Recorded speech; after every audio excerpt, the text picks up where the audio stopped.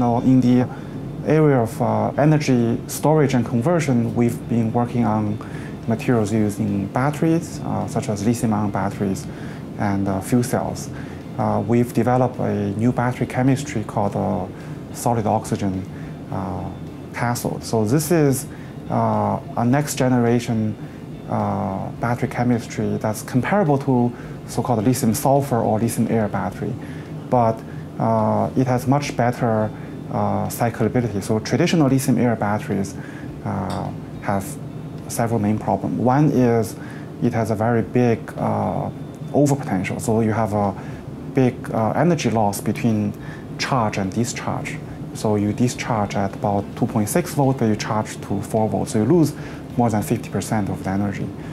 And that has two problems. One is it has a big heat removal problem. So if you want to charge up your car, you couldn't do it very quickly in half an hour because of the limitation of heat removal. And also, the reason, underlying cause for this energy loss is because you convert from the lithium oxide to a gas product, oxygen, and that involves a 1,000-fold volume change, and that can cause a lot of microstructural damage to the cathode. So what we've done is to cycle between three forms of solid oxide, lithium oxide, peroxide, and superoxide, and does not involve a gas phase. And so we can have a fully sealed battery, unlike conventional lithium air battery, which involves pumps and membranes. And also we have reduced the energy loss by a factor of 4. And so that greatly improved energy efficiency and also prolonged the life of the cathode.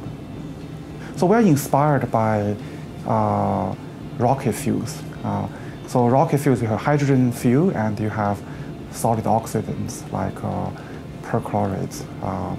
And obviously it's very energy efficient because you need to lift to space. But we've basically was able to get electrochemical activity out of these solid oxidants by nanostructuring them. So we've designed nanocatalysts which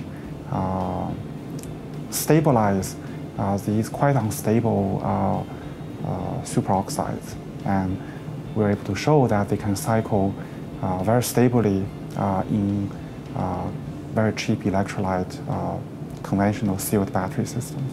And we've also been working on other types of light anion redox kind of cathode system, which does not involve the redox of traditional transition metal ions. So currently, the current generation of batteries uses cobalt, nickel, manganese, or iron to. These transition metal ions are used to balance the charge as lithium ion gets in and out of the cathode. But the problem with them is they are heavy, so your battery does not have a high energy capacity per weight, but also they're quite expensive. So actually cobalt and nickel are more rare than lithium. And so the solid oxygen battery we've been working on, also lithium sulfur batteries. So these are new types of batteries which have higher theoretical energy density, and also they're cheaper and more abundant.